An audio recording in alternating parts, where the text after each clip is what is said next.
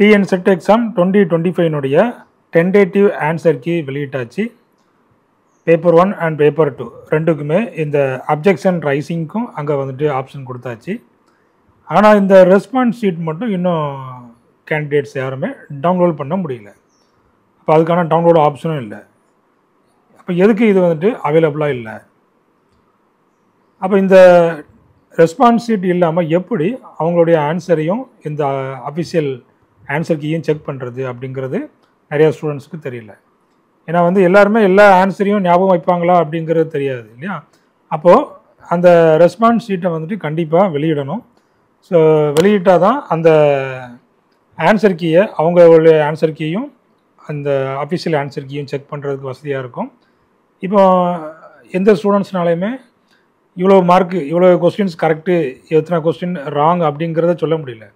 ஏன்னா அவங்களுக்கு வந்துட்டு எத்தனை இதெல்லாம் கரெக்டாக போட்டோம் இதெல்லாம் கரெக்டாக போடலை அப்படிங்கிறதும் ஞாபகம் இல்லை. ஸோ அதனால தான் இன்னும் கட் ஆஃப் மார்க் நம்ம வெளியிடாமல் இருக்கிறோம். ஸோ அதனால் சீக்கிரம் அந்த ரெஸ்பான்ஸ் ஷீட்டை வெளியிடுவாங்க டிஆர்பி அப்படிங்கிறத நாம் நம்பலாம். அப்போது அந்த வெளியிட்ட பிறகு தான் இந்த சேலஞ்சுக்கு பண்ணுறதுக்கான அந்த ஒரு ஆப்ஷன்ஸ் வந்து கரெக்டாக இருக்கும்.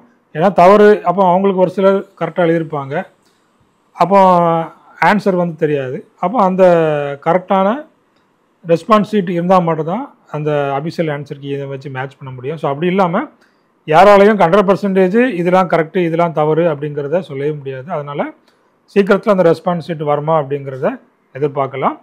கேண்டிடேட்ஸ் வந்து நீங்கள் கோரிக்கையும் வைக்கலாம்.